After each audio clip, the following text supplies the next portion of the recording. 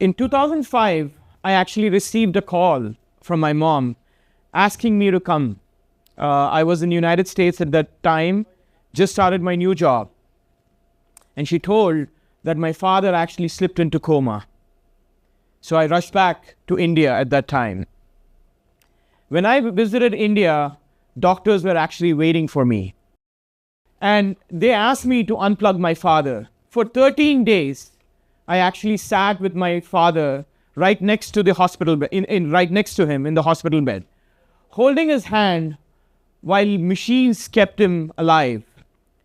The doctors were very clear to me. They said the brain is dead and there's no chance of recovery. They needed an answer from me. They asked me to pull the plug or keep him alive on a life support system. I am an engineer by design. I solve problems for a living. I build systems that actually take decisions in milliseconds. But there I was paralyzed by the most important decision of my life. And this was my father's life. He's the guy who created me. My family and friends kept asking, what are you going to be doing? The doctors grew impatient. Everyone wanted me to decide. But something in me refused to rush. Maybe it was his hand, and it still felt very warm to me. Maybe it was remembering how he taught me to ride a bike, to throw a curveball, to stand up for what's right and what's wrong. Or maybe it was the terrifying realization that once I said yes, he would be gone forever. And not because I found an answer after 14 days that I let him go, but I honored what the pause gave me. It gave me the time to sit with the weight of love, the time to grieve, the time to remember, the time to become human.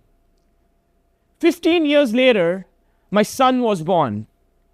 As I held for him for the first time, something profound clicked. The pause at the hospital wasn't really the weakness that I experienced. It was the most human thing I've ever done in my life.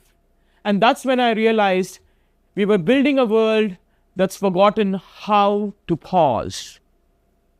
Right now, the algorithms in your pocket decide who gets hired, who gets the loan, where do the packages go, all in milliseconds.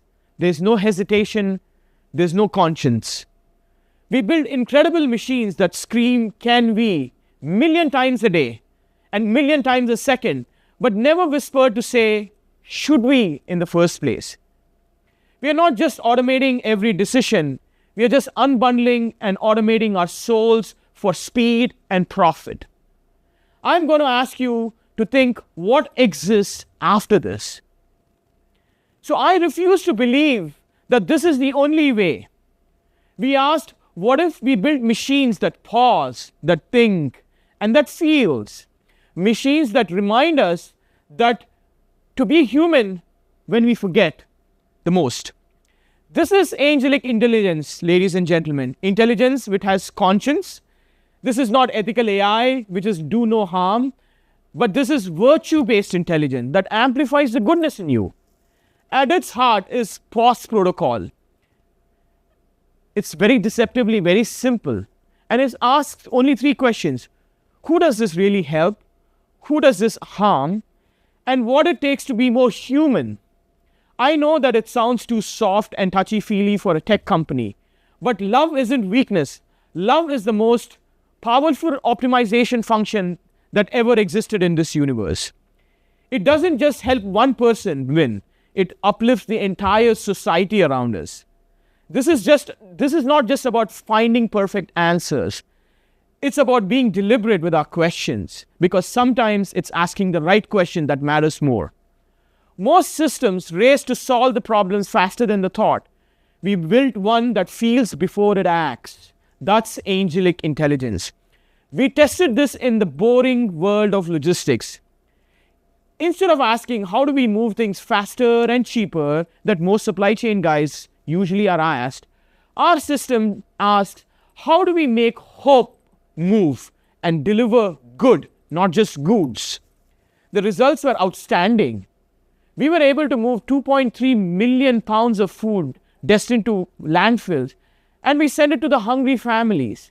We rush the medicines to the communities the world has once forgotten.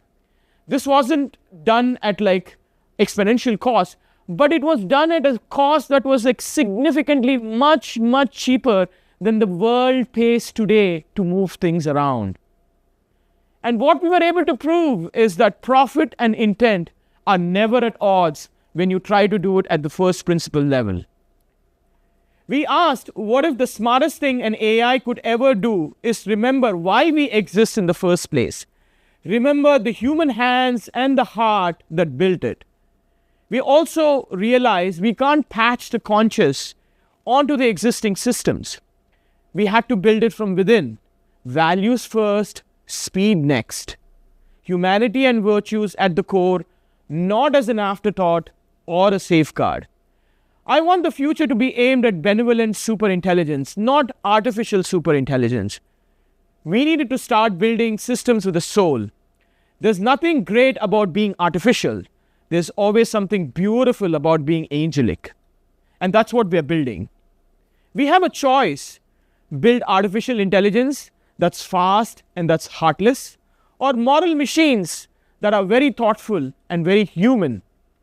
My dad never met my son, but in those 13 days, the 13 days that was really a torture for me, taught me the most important lesson of my life. Love is worth the pause. Some decisions can't be rushed. I'm not asking you to slow down, ladies and gentlemen. I'm asking you to aim right. Here's what I'm asking you to do. If you're designing a system, are you building an answer engine or are you building a conscious machine? If you lead people, are you really optimizing for profits or for purpose? And before you make any choice that touches any number of people out there, pause and ask, what would an angel do right here, right now?